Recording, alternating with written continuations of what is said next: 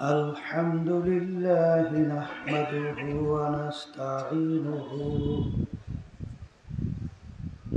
ونستغفره ونؤمن به ونتوكل عليه ونعوذ بالله من شرور أنفسنا من يهده الله فلا مضل له ومن يضلله فلا هادي له ونشهد أن لا إله إلا الله وحده لا شريك له ونشهد أن محمدا عبده ورسوله أما بعد فأعوذ بالله من الشيطان الرجيم بسم الله الرحمن الرحيم آمنوا كما آمن الناس صدق الله العلي العظيم সবাই দুরূদ শরীফ পড়ি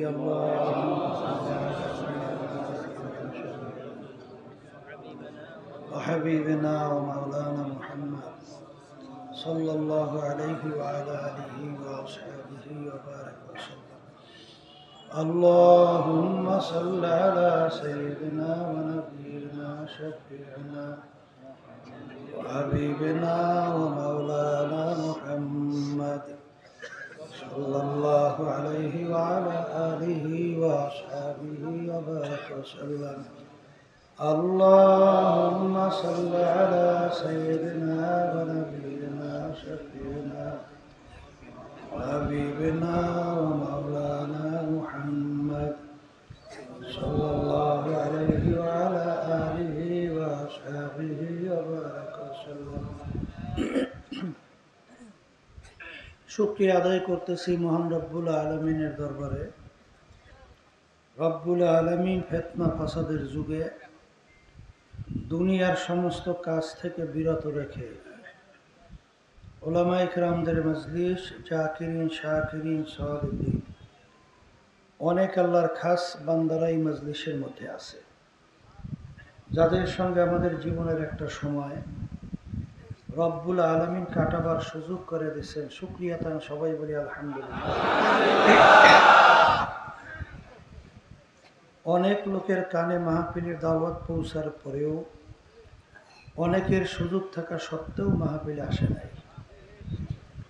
আবার তালাশ করলে দেখবেন বহু দূর থেকে কষ্ট স্বীকার করে আমার অনেক ভাইরা মাহফিলে পাগলের মতো সুইটে চলে আসছে। মান জাদ্দা ও জাদা, যে যে জিনিস পাওয়ার জন্য চেষ্টা করে ওই জিনিসে পাইয়াও যায়। দাদাজান আব্বাজান চরমনের জমিনে ঘুমায় আছে। আমার আব্বাজান বলতেন, দিনই মাহফিলে প্রথম থেকে শেষ পর্যন্ত থাইকা বাড়ি বিদায় হয়ে চলে গেলে আমল নামার মধ্যে কম পক্ষে 50 লক্ষ নেকি এর কম জমা হতেই পারে না। নিয়াত যাদের সহি, আল্লাহকে রাজি খুশির উদ্দেশ্যে যারা আসছেন, আল্লাহ রাব্বুল আলামিন তাদের আমল নামার মধ্যে লক্ষ লক্ষ নেকিও দান করবে। একটা নেকির মূল্য সম্পর্কে আল্লাহ রাসূল সাল্লাল্লাহু আলাইহি ওয়াসাল্লাম অহুদ পাহাড়কে ইঙ্গিত করে বলছিলেন, পুরা পাহাড়টা যদি স্বর্ণের হয়ে যায় এর যত মূল্য হবে তুলনা ছাড়া একটা নেকির মূল্য অনেক বেশি। একটা নেকির প্রয়োজন সম্পর্কে আল্লাহ রাব্বুল আলামিন কুরআনুল কারীমের ভিতরে বলছেন, ফামান ইয়ামাল মিসকালা যাররাতিন খায়রান ইয়ারা ওয়া মান ইয়ামাল মিসকালা যাররাতিন শাররান ইয়ারা। যাররা পরিমাণ তোমার যদি নেকি থাকে, নেকির ফল তুমি ভোগ করতে পারবা। আর যারা পরিমাণ যদি গুনাহও থাকে তার ফল তোমার ভোগ করা লাগবে। জাররা কাকে বলে? একটা কাপড় ধুইয়া নিগড়াইয়া রোদ্রের ভিতরে ঝাড়া দিলে লক্ষ লক্ষ রেণু রেণু দেখা যায়। ওই এক একটা রেণুকে বলা হয় জাররা। এই পরিমাণ গুনাহ থাকলেও তার ফল ভোগ করা লাগবে। কে বলছে? আমি না আল্লাহ।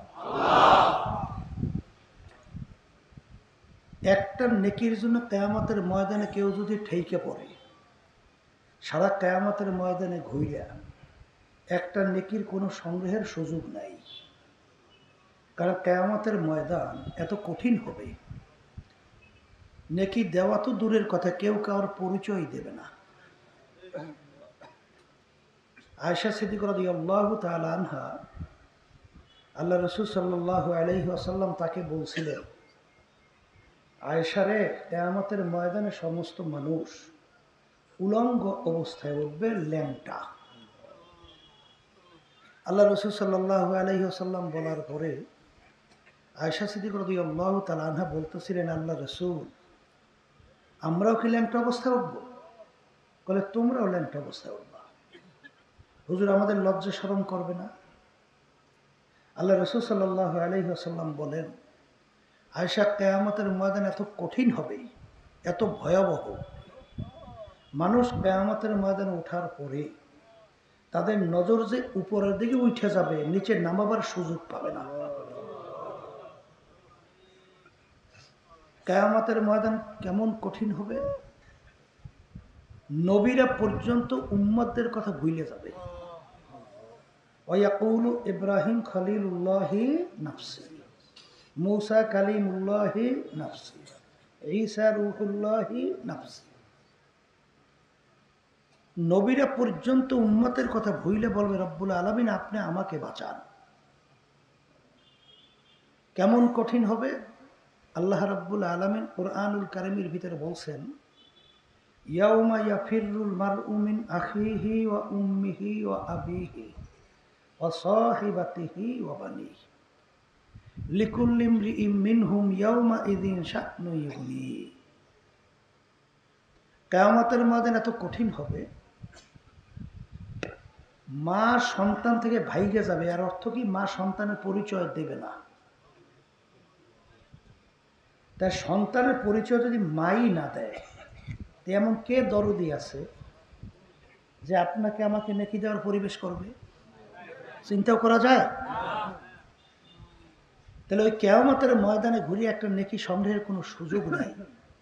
আর দুনিয়া মাজরাতুল আখিরাহ, এই দুনিয়াটাই হলো ওই নেকি সংগ্রহের জায়গা। আজকে যারা মাহফিল আসছেন, নিয়াজ যাদের সহি, আল্লাহ কবুল করলে একটা দুইটা লক্ষ লক্ষ নেকি আল্লাহ রাব্বুল আলামিন আমলনামায় দান করবে। আমরা যারা মাহফিলে আসছি, জিতছি না ঠকছি? আর যারা আসে নাই, বলেন বলেন, তারা ঠকছে। কথা ঠিক কিনা? এখন এই যে কথা বললাম, মাহফিলে আসার গুরুত্ব, নেকির গুরুত্ব, কি প্রয়োজন, এই কথাটা বুঝবে কারা, গুরুত্ব দিবে কারা? বলেন, যারা মানুষ। বলেন। আর সূরাতে মানুষ ভিতরটা আবু জাহাল, উতবা সাহেব, আবু লাহাব মার্কা, এরা কিন্তু আমাদের এই কথার কোনো গুরুত্বও দেবে না, আর তাদের কাছে গুরুত্ব আসবেও না। আবু জাহাল নাম শুনছেন না? কথা কম। আল্লাহ রাসূল সাল্লাল্লাহু আলাইহি ওয়াসাল্লামের পবিত্র জবান থেকে দ্বীনের দাওয়াত এই পাওয়ার পরও ঈমান আনছিল? দ্বীন গ্রহণ করছে? বরঞ্চ আল্লাহ রাসূলকে বহু জালাম জ্বালাইছে। আল্লাহ রাসূল সাল্লাল্লাহু আলাইহি ওয়াসাল্লামের থেকে আল্লাহ রাব্বুল আলামিন প্রায় 3200-এর মতো মুআজিজা প্রকাশ করেছে। এগুলো আবু জাহাল ওরা দেখছে, শুনছে, কিন্তু এরপরেও কিন্তু ওরা ঈমান আনে নাই। আনছে? আনে নাই। তা আল্লাহ রাসূল সাল্লাল্লাহু আলাইহি ওয়াসাল্লামের জমানায় আবু জাহাল মার্কা ছিল, মাঝখানে গেছে, বর্তমানে আছে, কিয়ামত পর্যন্ত থাকবে। এরা কিন্তু বুঝবে না। কথা ঠিক কিনা? তাহলে বোঝা গেল, এই কথার মাধ্যমে আমি মূলত বোঝাতে চাই, মানুষের সুরাত আকৃতি হইলেই মানুষ হওয়া যায় না। যদি মানুষের সুরাত আকৃতি হইলে মানুষ হওয়া যেত, কবি এক কথায় বুঝাতে চাই বলছিলেন, গর্বা সুরাত আদমে সাবুদে আহমাদু বুদু জেহেলে হাম এক সাবুদে। আল্লাহ রসুল সাল্লাল্লাহু আলাইহি ওয়াসাল্লামকে দেখতে, আবু জাহলকে দেখতে হাতের দিক থেকে, পায়ের দিক থেকে, চোখের দিক থেকে, কানের দিক থেকে অন্য কোনো প্রত্যঙ্গ অঙ্গ কোনো পার্থক্য ছিল না। আল্লাহ রসুল সাল্লাল্লাহু আলাইহি ওয়াসাল্লামের হাত মোবারক দুইটাই ছিল, আবু জাহালের হাত ছিল দুইটা। আল্লাহ হাবিবের পা মোবারক দুইটা, আবু জাহিলের পা দুইটা, কানের দিক থেকে, চোখের দিক থেকে। কিন্তু আল্লাহ রসুল সাল্লাল্লাহু আলাইহি ওয়াসাল্লামের নাম শুনলে দুরূদ শরীফ পড়া ওয়াজিব হয়, না পড়লে গুনাহ হয়। আর আবু জাহাল ওর নাম শুনলে আমরা কি বলি? লানাতুল্লাহি আলাইহি, আল্লাহর গজবের উপরে পড়ছে, আরো পড়ুক। কি ঠিক না ভুল বলছে? তাহলে মানুষের আকৃতি সুরাত সিরাত হইলে মানুষ হওয়া যায়? তাহলে মানুষ কাকে বলে এইটা বুঝাবার জন্যই, বুঝবার জন্যই মাহফিলের ব্যবস্থা। আর এই মাহফিল বসবে আলোচনা মানুষ যারা, তারা কথা ঠিক কিনা? আল্লাহ রসুল সাল্লাল্লাহু আলাইহি ওয়াসাল্লাম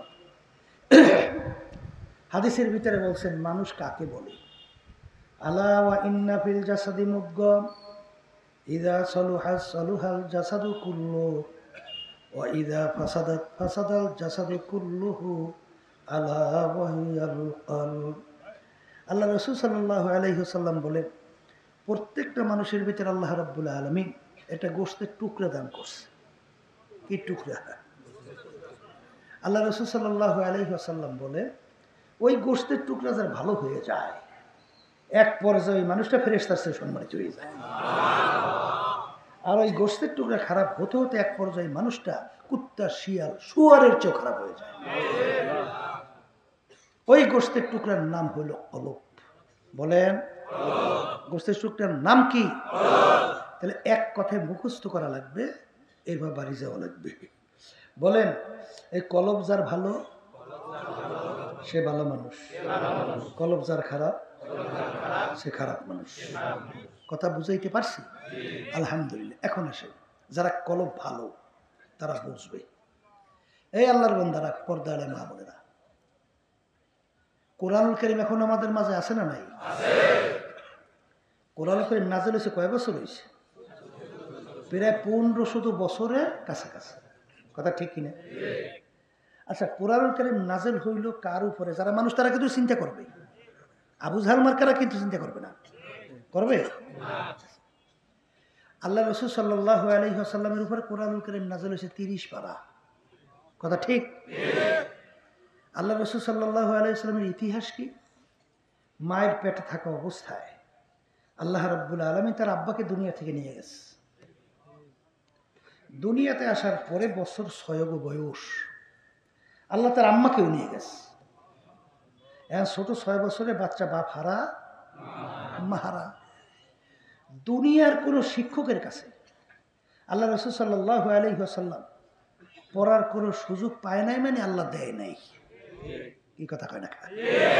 কারণ আল্লাহ রাসূল সাল্লাল্লাহু আলাইহি ওয়াসাল্লাম কি বলছেন? বুইস্তু মুআল্লিমা, আল্লাহ আমাকে ওস্তাদ হিসেবে পাঠাইছে। তাই সে যদি ওস্তাদ হিসেবে আসে, সে আবার ছাত্র হইবে কার?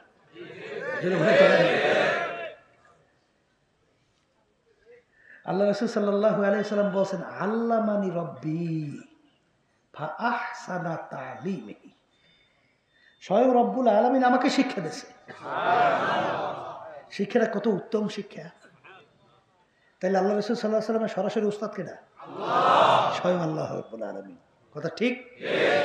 তাহলে দুনিয়ার কোনো শিক্ষায় শিক্ষিত হওয়ার সুযোগ আল্লাহ দেয় না। তাহলে দুনিয়ার দিক থেকে উম্মি, দুনিয়ার দিক থেকে কি উম্মি। আল্লাহ রাসূল সাল্লাল্লাহু আলাইহি ওয়াসাল্লাম নিজের দস্তখত করতে জানতেন না। সাইন কই না, সাইন দস্তখত করতে জানতেন না। কথা হুজুর প্রমাণ রাখতেন কিভাবে? প্রমাণ আল্লাহ রাসূল সাল্লাল্লাহু আলাইহি ওয়াসাল্লামের হাত আঙ্গুল মুবারকের ভিতরে আংটি মুবারক ছিল। আংটি মুবারক দিয়ে সিল মারত। এই এক ডক্টর সরমনাই গেছিল, আল্লাহ রাসূল সাল্লাল্লাহু আলাইহি ওয়াসাল্লামের পক্ষ থেকে যে চিঠি লেখা হয়েছিল, ওই চিঠির ভিতরে আল্লাহ রাসূল সাল্লাল্লাহু আলাইহি ওয়াসাল্লাম আংটি দিয়ে সিল মারছে। ওই সিল সহ চিঠিটা আমার জন্য বান্দাইয়া আমার জন্য হাদিয়া হিসেবে নিয়ে আসছিল। তখন আমি তাকেই দেখলাম যে আল্লাহ নবী সাল্লাল্লাহু আলাইহি ওয়াসাল্লামের সিল মুবারকটা কেমন ছিল, আংটি। তাহলে দুনিয়ার কোনো শিক্ষায় শিক্ষিত হওয়ার সুযোগ আল্লাহ দেয় নাই, দুনিয়ার দিক থেকে উম্মি। তার উপরে কোরআনুল কারীম নাযিল হয়েছে 30 পারা। ভালো করে বোঝেন, কয় পারা? এই 30 পারা কোরআনুল কারীমের শুরুতে আল্লাহ রাব্বুল আলামিন বলেন যালিকাল কিতাব লা রাইবা ফীহি। এই যে কিতাব দেখো, এর ভিতরে কোনো ভুল সন্দেহ বলতে কিছু নাই। আচ্ছা, তামাম দুনিয়ার যত গ্রন্থ আছে, যত লেখক লেখছে, যত আবিষ্কার করছে আবিষ্কারক, যত বৈজ্ঞানিক আবিষ্কার করছে, যত দার্শনিক দর্শন দিয়েছে, আজ পর্যন্ত কেউ বলতে পারছে যে আমার লেখায় কোনো ভুল নেই? এটা মুখ খুলে বলে পারছে? আমার আবিষ্কারে কোনো ভুল নাই, আমার দর্শনে কোনো ভুল নাই, পারছে? শোনেন, অনেক মুসলমান সন্তান আমরা তো চিন্তাও করি না, বিজাতিরা কিন্তু অনেক সময় বইসে থাকে না। নরসিংদী জেলা ঢাকার পাশে না, সেখানে 5 জন একটা থানা, এই রাস্তার পাশেই একটা সাইনবোর্ড লাগানো আছে, আমি কিছুদিন আগেও দেখছি। সেখানে সাইনবোর্ড লেখা ভাই গিরিশ চন্দ্র সেনের বাড়ি, মানে হিন্দু গিরিশ চন্দ্র সেন। শুনছি গিরিশ চন্দ্র সেন নাকি কোরআনুল কারীম 30 পারা অর্থ লাগছে। আচ্ছা, সে হিন্দু মানুষ, সে কোরআনুল কারীমের অর্থ 30 পারা লিখতে হইলে অনেক জানা লাগছে না? তার কোরআন শরীফ জানা তার দরকারটা কি? ওই যে কোরআনুল কারীমের ভিতরে চ্যালেঞ্জ যালিকাল কিতাব লা রাইবা ফীহি, এর ভিতরে ভুল সন্দেহ বলতে কিছু নাই। তো চিন্তা করে দেখছে আমি একটু রিসার্চ করে দেখি ভুল বের করতে পারি কিনা। তার রিসার্চ করে শেষ পর্যন্ত করে ভুল বের করতে পারছে?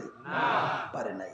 শোনেন, কানাডার টরন্টো ইউনিভার্সিটি, রাজধানী কানাডার, সেখানে যে গণিত এবং যুক্তিশাস্ত্রের উপরে পাণ্ডিত্য অর্জন করছে বড় প্রফেসর খ্রিস্টান,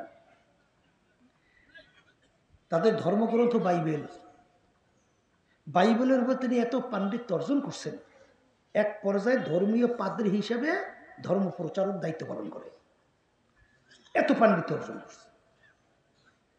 তার সঙ্গে আহমদ দিদারের সঙ্গে ডিবেট হয় কোরআনুল কারীম এবং বাইবেল নিয়ে।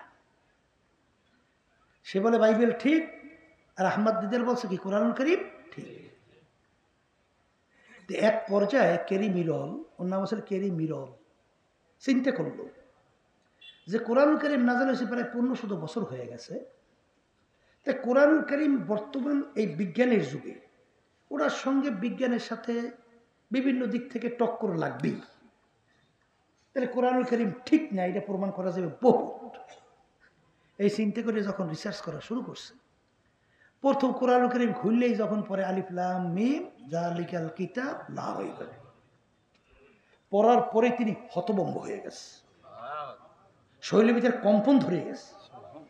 তামাম দুনিয়ার ইতিহাসের মধ্যে এরকম কোনো লেখক, কোনো পণ্ডিত, কোনো দার্শনিক, কোনো বৈজ্ঞানিক কেউ তো আজ পর্যন্ত চ্যালেঞ্জ করতে পারে নাই যে আমার লেখায় কোনো ভুল নাই, আমার দর্শনে কোনো ভুল নাই, আমার আবিষ্কারে কোনো ভুল নাই। এ কেমন কিতাব, শুরুতেই দেখি কোনো ভুল নাই, সন্দেহ নাই। এই তিনি চিন্তা কইরেই যখন সামনে কোরআনুল কারীম রিসার্চ করা শুরু করছে, যত সামনে যায় ততই কোরআনুল কারীম তাকে উল্টা প্রশ্ন ছুড়ে দেয়, তুমি যত ভুল তালাশ করো কোরআনুল কারীমে ভুল পাবা না। তিনি যখন নাকি হতভম্ব হইয়া কোরআনুল কারীমের রিসার্চ করতে করতে এক পর্যায়ে তিনি দেখে যে কোরআনুল কারীমের মধ্যে ঈসা আলাইহিস সালাম, মারিয়াম আলাইহিস সালামের নাম ভুরি ভুরি প্রায় 34 বারের মতো আসছে। এই অন্য ধর্মগ্রন্থ কোরআনুল কারীম, তাদের নিয়ম অনুযায়ী অন্য ধর্মগ্রন্থ না, তাই সেখানে তাদের নবীর গুণকীর্তন কোরআনুল কারীমের ভিতরে আসছে, এটা একটা ব্যতিক্রম ব্যাপার না? কথা বলেন। এবার মারিয়াম আলাইহিস সালামের নামে একটা সূরাই নাজিল হয়েছে, এতে তিনি আরো হতভম্ব। এক পর্যায়ে তিনি দেখে মুহাম্মদ সাল্লাল্লাহু আলাইহি ওয়াসাল্লামের নাম পুরো কোরআন কারীমে যারা 4 বার আসছে, আর শুধু ঈসা আলাইহিস সালামের নাম আসছে প্রায় 25 বারের মতো। এরপরে তিনি বিজ্ঞানের সাথে কোরআনুল কারীম মিলিয়ে দেখে যে বিজ্ঞান যে আবিষ্কার করছে কোরআনুল কারীমের সাথে কোনো টক্কর নাই, বরং কোরআনুল কারীম যা বলছে বিজ্ঞান হুবহু তাই মিলে গেছে। কোরআনুল কারীমের ভিতরে সমুদ্র সম্পর্কে আলোচনা আসছে না? আল্লাহ রাসূল সাল্লাল্লাহু আলাইহি ওয়াসাল্লাম জন্মগ্রহণ করছেন মরুভূমি না, পাথর বালি। যারা হজে গেছেন দেখছেন তো আশেপাশে কোনো পানি আছে? সমুদ্র আছে? খালবিল আছে? আল্লাহ রাসূল সাল্লাল্লাহু আলাইহি ওয়াসাল্লাম কোনোদিন সমুদ্র দেখছে? কিন্তু সেখানে কোরআনুল কারীমের ভিতরে সমুদ্র সম্পর্কেও আলোচনা আসছে। আল্লাহ রাব্বুল আলামিন কি বলছেন? মারাজাল বাহরাইনি ইয়ালতাকিয়ান বাইনাহুমা বারযাখুল লা ইয়াবগিয়ান ফাবিআইয়ি আলাই রাব্বিকুমা তুকাযযিবান। সুবহানাল্লাহ।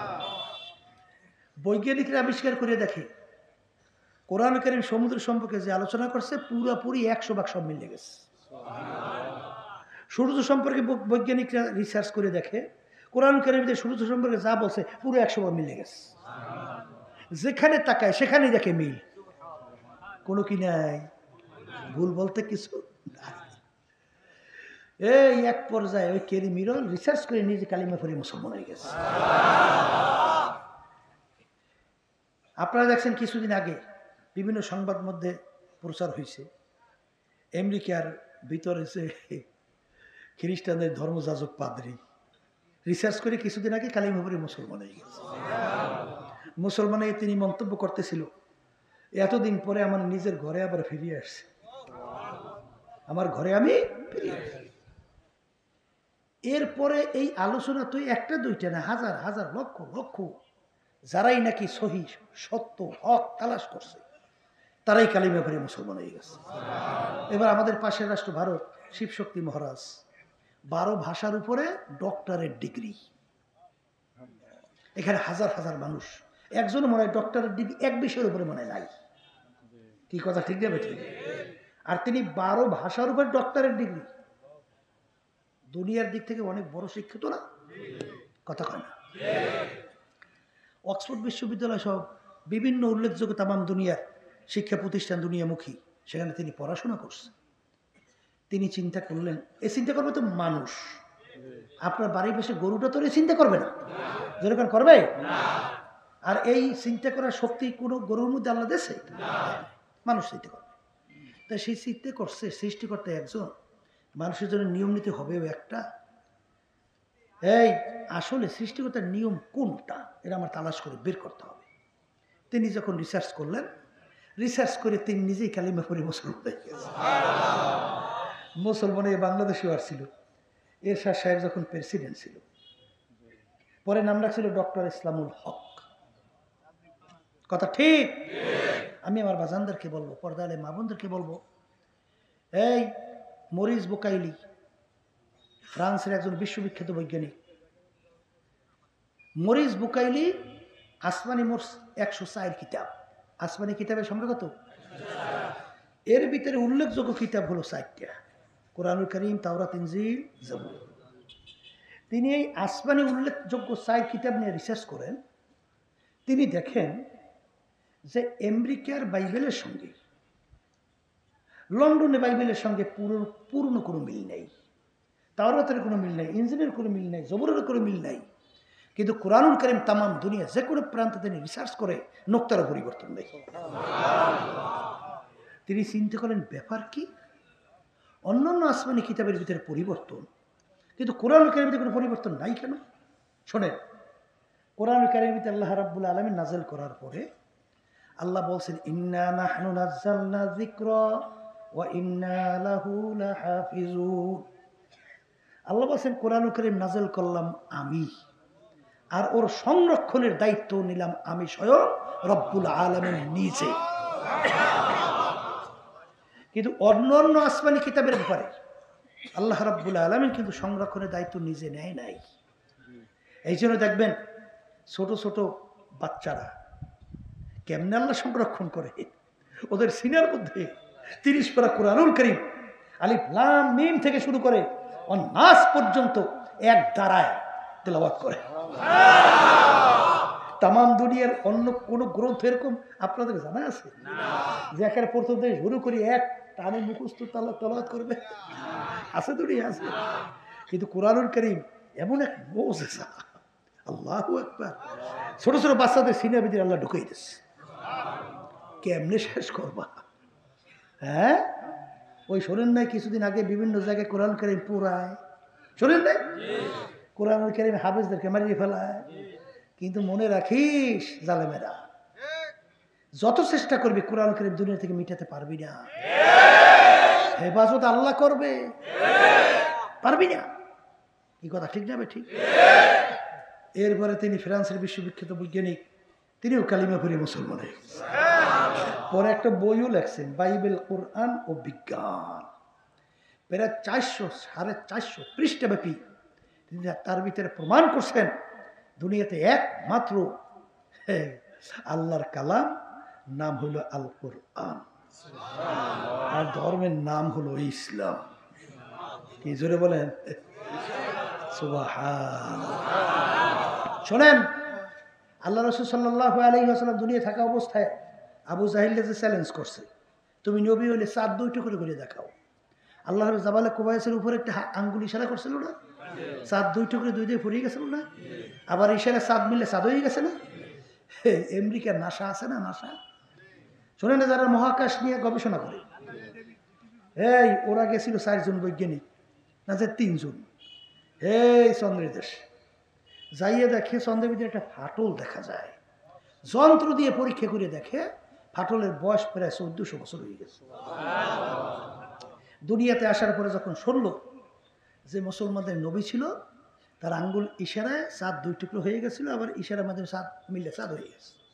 নীল আর্মস্ট্রং তিনি নিজেই কালেমা করে মুসলমান হয়ে গেছে। এই আলোচনার মাধ্যমে মূলত আমি বুঝাতে চাই বাজান, এখনো কোরআন করে আমাদের মাঝে আছে না?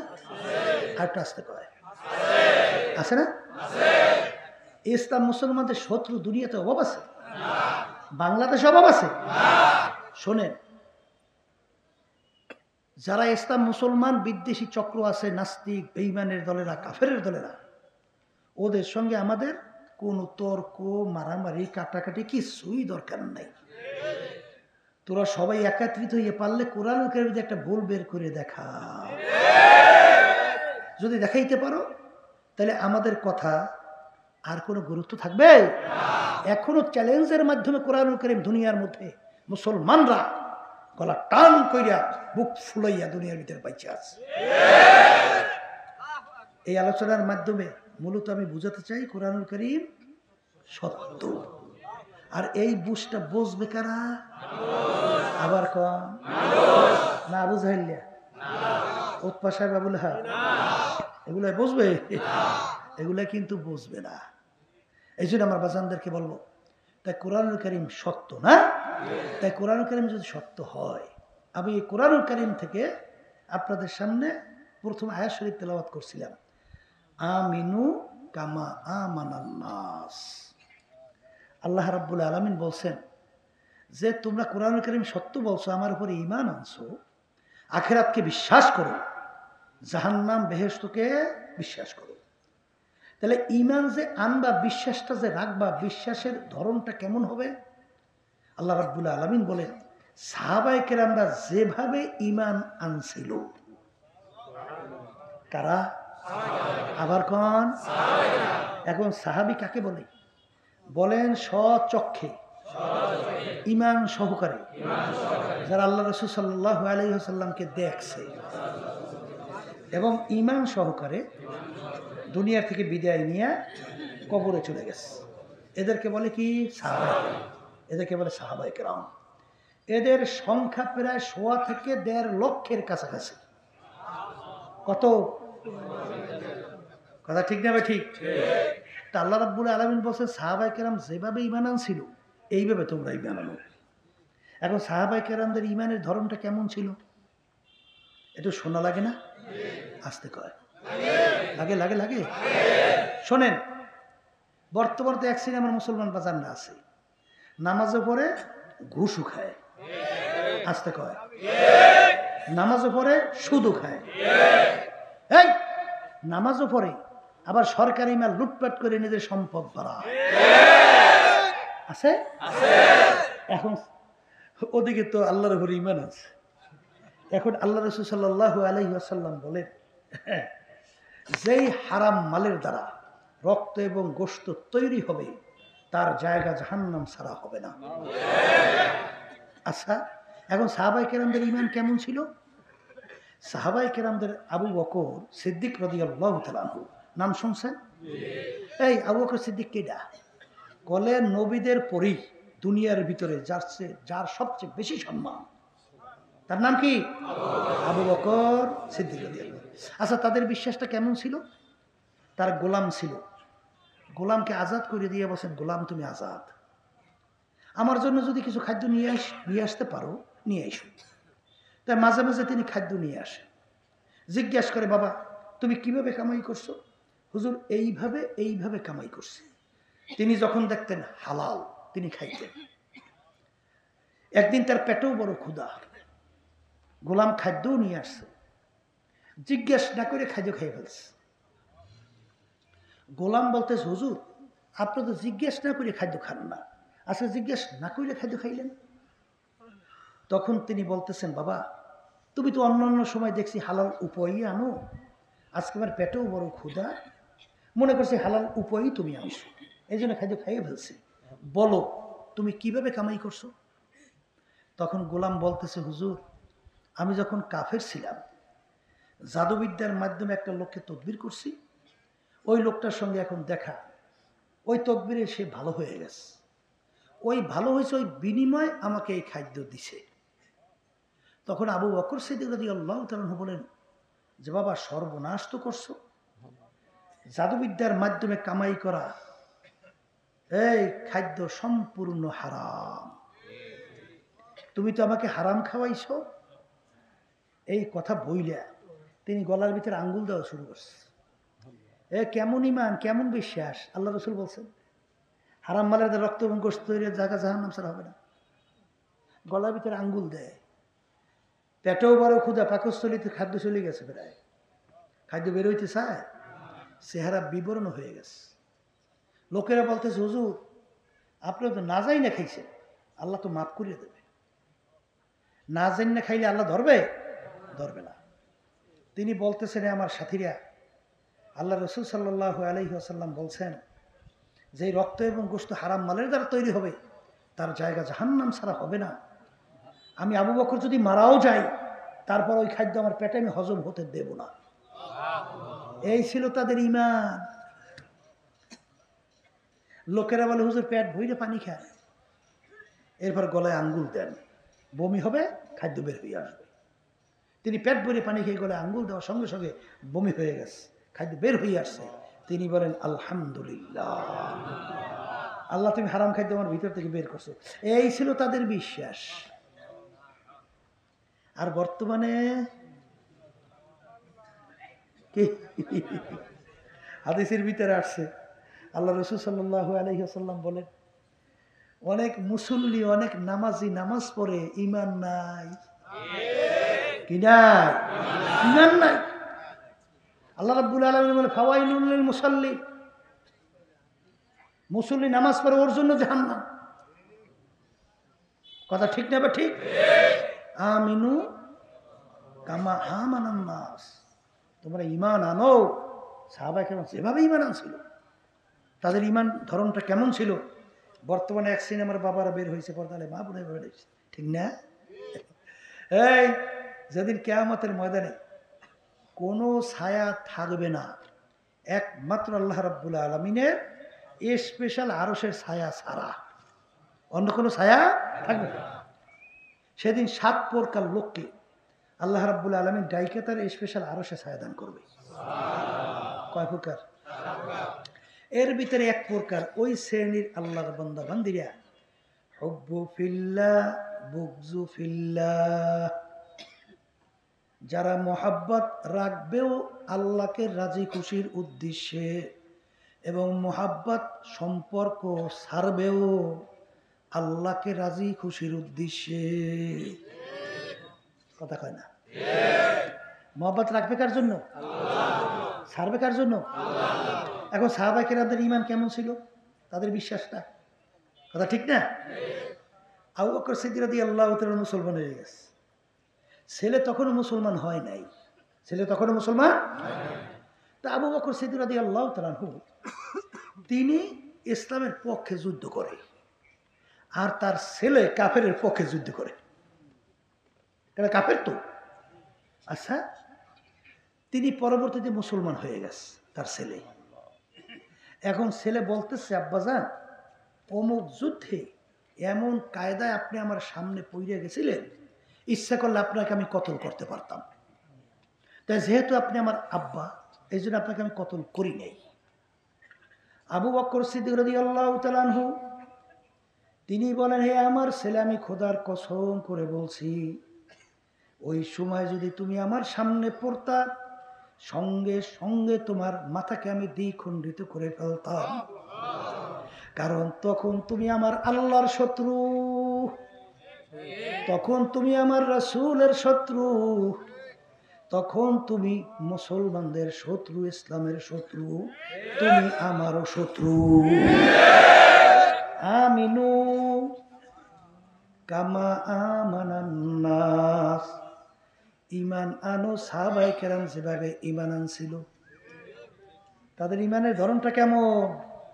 আর বর্তমানে এক শ্রেণী আমার বাজানরা বের হইছে, দল করে, দল। আস্তে কয় একটু। এই দলের নেতা নেত্রী আল্লাহর বিরুদ্ধে, আল্লাহর রাসূলের বিরুদ্ধে, ইসলামের বিরুদ্ধে কোন আইন পাশ করলো কি করলো না খবর নাই। ইসলাম মুসলমানদের বিরুদ্ধে কোন অবস্থান নিল কি নিল না কোনো খবর নাই। মিথ্যাবাদী, ধোঁকাবাজি, সন্ত্রাসী, চাঁদাবাজি, লুটপাট। এই বিদেশে কানাডায় বেগম পাড়া তৈরি, বাংলাদেশের জনগণের টাকা চুরি করিয়া এরপরে হে দল করে। যদি জিজ্ঞাসা করে ব্যাপার কি, ব্যাপার কি, তুমি যে নামাজও পড়ো, এই তুমি যে নামাজও পড়ো, রোজাও রাখো, হ্যাঁ, তুমি যে তাসবিহ মানুষ জিকির হজই করছো, তাইলে তোমার যে দল যে কাম করে এতে তো মোহাব্বত রাখার কোনো সুযোগ নেই, আরো সেটা ছায়া পাবা না, এই কামটা করো কা। আচ্ছা, বলে কইয়েন না, ওই দলের সঙ্গে আমার রক্ত গোষ্ঠ একেবারে মিলে গেছে, মিলে গেছে, বুঝলেন না। গেলাসের মধ্যে পানি দিয়ে, এইবার চিনি দিয়ে যদি গোলে, চিনি আর দেখা যায়, ও পানির সঙ্গে এমন মেলা মেলছে, অতাবাত্তাল ইলাইহি তাবতি, মেলার মতো মেলো। আমার মালিক কয় না, তাহলে এখন ওই পানির লাগে তো আর চিনির লাগে মেলছে। হুজুর, ঘুমাইতেও দেখি দল, পড়তেও দেখি দল, খাইতেও দেখি দল, শ্বাসেও, নেশায় পেশায় সব কি দল। আমি জিজ্ঞেস করি, আল্লাহর বান্দারা, ও পর্দালে মা বোনেরা, আবার এদের পিছনে রক্ত দেয়, জান দেয়, তাই না, তাই না? আচ্ছা, এই যে রক্ত, রক্ত আর গোশত মিলেও তাম দুনিয়ার সব নেতা নেত্রী একাত্রিত হইয়া আল্লাহর নেয়ামতে এক ফোঁটা রক্ত তৈরি করতে পারবে? এই রক্ত নেয়ামত কার? গোশত নেয়ামত কার? মাগনা রক্ত পাইছে আর মাগনা গোশত পাইছো, আর খালি মিলাও। হ্যাঁ, হুব্বু ফিল্লাহ বুগজু ফিল্লাহ, মোহাব্বত রাখাও লাগবে কার জন্যে, ছাড়াও লাগবে কার জন্যে। যদি তুমি মোহাব্বত রাখো আল্লাহর জন্যে, ছাড়াও আল্লাহর জন্যে, কিয়ামতের ময়দানে যেদিন কোনো ছায়া থাকবে না, আমার মালিক তোমাকে টাইকে তার স্পেশাল আরো সে ছায়া দান করবে। কি? আর সাহাবায়ে কেরামদের ঈমানের ধরন ছিল কেমন, আর আপনার আমার ঈমান একটু মজা না করেন, একটু পাল্লাই দিয়ে একটু ওজন দিয়ে দেখেন, একটু ভালো করে পরীক্ষা করে দেখেন, তারপর কবর যান। কি কথা ঠিক না? ঠিক। এই তাদের ঈমান কেমন ছিল, আর বর্তমানে আমাদের ঈমান কেমন হয়ে গেছে। আল্লাহ, এই নীল নদী, নীল নদী কোন নদী? প্রতি বছর একটা সময় শুকিয়ে যাইতো না পানি, আর ওই পানি খেয়ে মানুষ বাঁচে, আর ওই পানি দিয়ে ফসল হয়, মানুষ খাইয়া ফসল বাঁচে, ঠিক না? এখন এই মুসলমানদের আয়ত্তে ওমর ফারুক রাদিয়াল্লাহু তাআলা আনহু অর্ধেক দুনিয়া রাজত্ব করছিলেন, তার আয়াতে যখন নীল নদী আসছে নিয়ম অনুযায়ী নীল নদীর পানি শুকিয়েছে। আর নিয়ম কি, একটা যুবতী সুন্দরী মেয়ে জবাই না করলে নীল নদীর পানি জারি হয় না। এখন একটা রুহু জবাইয়ের বিনিময়ে লক্ষ লক্ষ মানুষের জীবন বাঁচে, কথা কয় না, আসতে কয়।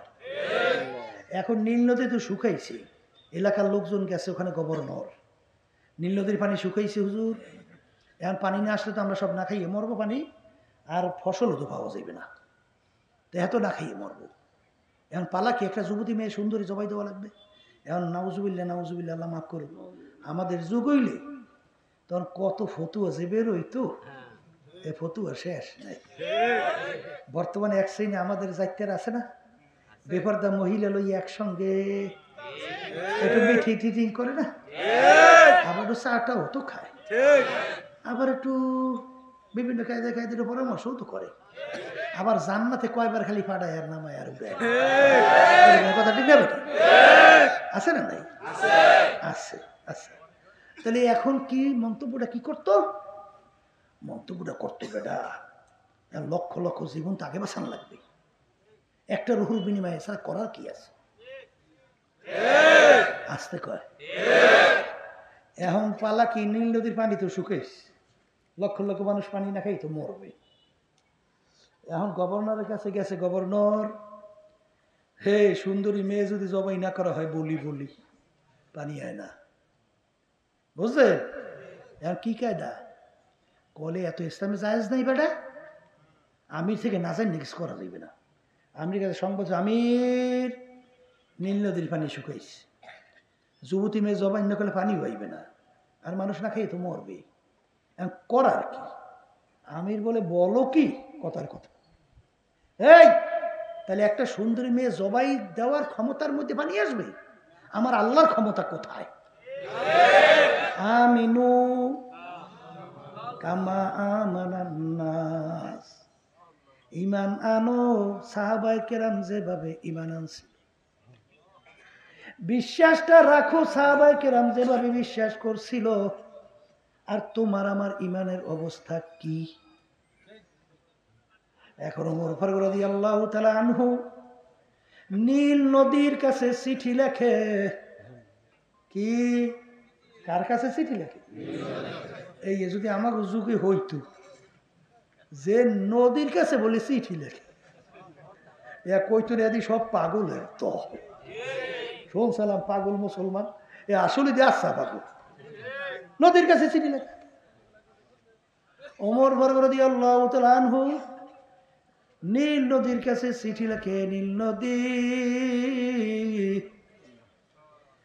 তুমি যদি আল্লাহর হুকুমে জারি হও তাইলে তুমি জারি হইয়া যাও, আর যদি আল্লাহর হুকুমে জারি না হও তোমাদের পানি আমাদের লাগবে না, ডাইরেক্ট অ্যাকশন।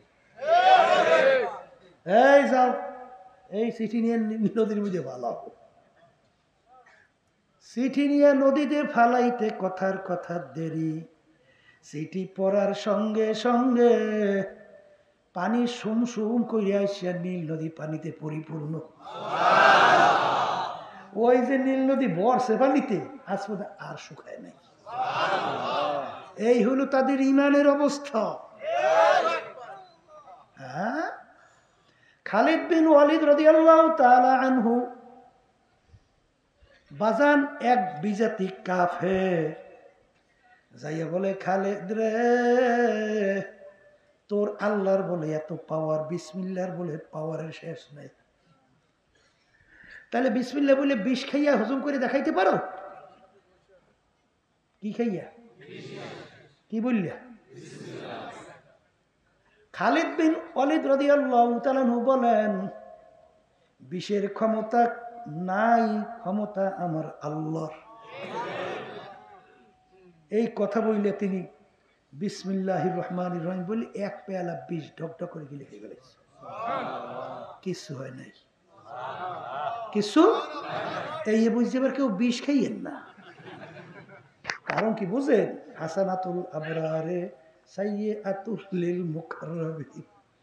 শোনেন, যারা আল্লাহর নৈকট্যে পৌঁছে যায় এরা আল্লাহর সঙ্গে সরাসরি যোগাযোগের মাধ্যমে কাজ করে। এইটা আবার নিজের মধ্যে আইনি আবার ঝামেলা ফাঁকাইয়েন না, কথা বুঝছেন? কারণ আল্লাহ রাব্বুল আলামিন বিষের ভিতরে ক্ষমতা রাখছেন মরণ, কথা কথা। হ্যাঁ, তবে যার সঙ্গে মালিকের লাগে ডাইরেক্ট যোগাযোগ হইয়া যায়, ব্যাপারটা কিন্তু আলাদা। কি কথা ঠিক না? বা ঠিক? এই ইব্রাহিম আলাইহিস সালাম নমরুদ আগুনে ফেলাইছে, আগুনে কোনো ক্রিয়া ছিল?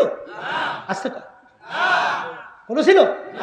কদি ফুলের বাগিচা হয়ে গেছে আগুনের মধ্যে। হ্যাঁ, তুমি এই আগুনের মধ্যে পড়বা? আসতে কর। কি মুসা আলাইহিস সালাম কি যখন ফেরাউনের দলবল লড়াই আইতে আছে, আইয়া কয় মালিক এখন পালা কি? পিছন দিয়ে আইতে আছে ফেরাউনের দলবল, আমাকে একজনও রাখবে না। বলে মুসা হাতের মধ্যে কি রাখছ? বলে মালিক লাডি লাডি। বলে দে নদীর মধ্যে বাড়ি, বাড়ি দেওয়ার সঙ্গে সঙ্গে রাস্তা। বলে দে দলবল লই হাঁটতে থাক। কি ডাইরেক্ট যোগাযোগ হয়েছে, হাঁটা শুরু করছে। এখন হে তো আটটে পার হয়ে গেছে লোকজন লইয়া, ফেরাউনের দলবল লইয়া আইছে, আইয়া দেখে যে নদীর মধ্যে রাস্তা দেখা যায়। ও তো নামছে লোকজন লইয়া, যেই নদীর মধ্যে আসতে বিলীন, এখন তো ডুববে হাবুডুবু শুরু করে দিচ্ছে। কি এখন শুভই মালিক মারে, কিরে কি খবর?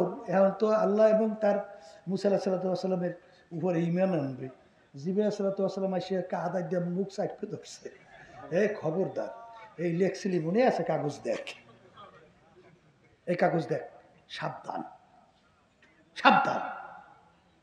এই তাহলে মুসা আলাইহিস সালাম মাটি চলিয়ে গেছে, কিন্তু ফেরাইনি পারছে? কথা কয় না? হাসানাতুল আবরারে সাইয়াতুল লিল মুকাররাবিন, কথা ঠিক কিনা? বন্দা বান্দির সঙ্গে আল্লাহর সঙ্গে গোপনে যে সম্পর্ক হয়, দুই কাদের ফেরেশতা বন্ধু খবর রাখতে পারে না। মিয়ানে আশিক মাশুক রামজিদ কিরামান কাতিবিন রাহাম খবর নিস। মুসা আলাইহিস সালাম রওনা করছে, পথের পাশে দেখতে গাছের গোড়ায় বসে এক রাখাল বলতেছে, আমার মালিক, তোমাকে যদি আমি পাইতাম আমার ছাগলের দুধ দোহাইয়া পান করাইতাম, পাইলে গোসল করাইয়া সাজাইয়া পরাইয়া দিতাম। মুসা আলাইহিস সালামের কানে যখন এই কথা ঢুকলো, এমন ভাবে ধমক দিল, রাগ করলো, রে আহাম্মক, তুই কেন শিরক করলি? এই আমার মালিক কি তোর আমার মতো সেকেল ছুড়ে, যে তোর আমার মতো খায়, তোর আমার মতো সবকিছু? এই শিরক করলি কে? রাখালের খেয়াল ভেঙে গেছে, রাখাল পাগলের মতো উঠে জঙ্গলে দৌড়ায়। ওদিকে রাখাল জঙ্গলে দৌড়ায়, আর আল্লাহ রাব্বুল আলামিন তার নবী মুসা আলাইহিস সালামের উপরে ওহী নাযিল করে। কি নাযিল করে? ওহী আমদ সোয়ে মুসা আজ খোদা বান্দায় মারা চেরা কর দে জুদা। হে জামানার নবী মুসা, আমি তোমাকে দুনিয়ার ভিতরে পাঠাইছি আমার পথ ভোলা বন্দা বান্দীদেরকে আমার সঙ্গে জড়াইয়া দেওয়ার জন্য। আমার সঙ্গে জোড়ানো বান্দাকে আমার সঙ্গে তুমি কেন পৃথক করলা? নবী পর্যন্ত খবর নাই। কার খবর নাই? নবীর পর্যন্ত খবর নাই একটা রাখালের সঙ্গে আল্লাহর গোপন কি সম্পর্ক। বোঝেন কিছু? হ্যাঁ, এই পথে না চলা পর্যন্ত এটা বোঝানো সম্ভব না, বোঝানো সম্ভব না। আসতে করে কথা ঠিক না? ঠিক। এই জন্য আমার ভাইদেরকে বলবো, পর্দা আলে মা বোনদেরকে বলবো, আমাদের ইমানের অবস্থা কি শোনো। ইসলামের ইতিহাস পড়ে দেখো মেয়া, মুসলমানদের বিজয় কোনো ইসলামকে বাদ দিয়ে হয় নাই। এক শ্রেণী যারা কৌশল করো বেপরদা হইয়া, প্রচলিত গণতন্ত্র মাইয়া, এবার বিভিন্ন ঝামেলা জমেলা পাকাইয়া ইসলামের ক্ষমতায় যাওয়ার স্বপ্ন দেখো, এ হইলে সম্পূর্ণ একটা গ্রাম্য একটা কথা আছে না, ওই যে স্বপ্নের ভিতরে হাঁসের গোশ আর রুটি পিঠা খাইতে আছে মজা মাইরিয়া। কির মধ্যে খায়? রুটি পিঠাটা খুব মুলায়ম হয়েছে, হাঁসের গোশটা তৈল হাঁস, পাকটাও খুব মধুর হয়েছে, মজা খাইতে আছে পাগলে। হাঁসের গোছার রুটি পিঠা পেট ভরিয়া কির মধ্যে খায়, ও তো মজা পুরোই পায়, স্বপ্নের মধ্যে পায় না। ওদিকে হাঁসের গোছ আর রুটি পিঠা স্বপ্নের পেট ভরে, উঠে দেখে পাশে খাতা সাবাই সাবাই ফাতা ফাতা করছে। জোরে আসবেন না মেয়া, কথা ঠিক কিনা? আসলে বাস্তবে রুটি পিঠা হাঁসের গোছ খাওয়াইছে। ইসলামের নিয়ম ছাড়া, সাহাবায়ে কেরামদের নমুনা ছাড়া কখনো ইসলাম বিজয় হয় না, কোনদিন হবে না। আল্লাহর হুকুম পর্দা ফরজ, লক্ষ লক্ষ সুন্নাত একত্রিত করলো কোনোদিন একটা ফরজের সমান হবে না। জীবনে দুই রাকাত তাহাজ্জুদের নামাজ পড়েন নাই, জীবনে দুই রাকাত নফল নামাজ পড়েন নাই, এর জন্যে আপনার জন্য এক সেকেন্ডে করে জাহান্নামের হুকুম আছে? কিন্তু একবার যদি আপনি ইচ্ছা করে বেপরদা হন, যাদের সঙ্গে দেখা দেওয়া জায়েজ নাই, কমপক্ষে একটা কবিরা গুনাহ আমল নামায় জমা হবে, যেটা আল্লাহ নিষেধ করছেন। হারাম আপনি এই কৌশলগত সেখানে একাত্রিত হইয়া এইবার ইসলামকে বিজয় করবেন, এবারে সম্পূর্ণ ধোঁকাবাজি, ফাইজলামি। সাহাবায়ে কেরামদের ইতিহাস কি, তাদের ঈমান কেমন ছিল?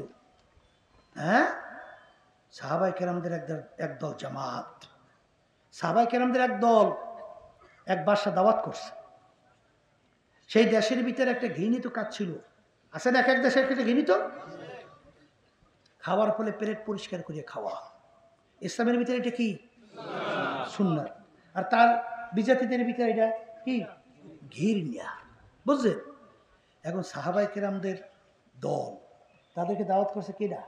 বাদশাহ। কি করছে দাওয়াত? আচ্ছা, এখন বাদশার মেহমান, আর ওই দেশের ভিতরে সবচেয়ে ঘৃণিত কাজও কি?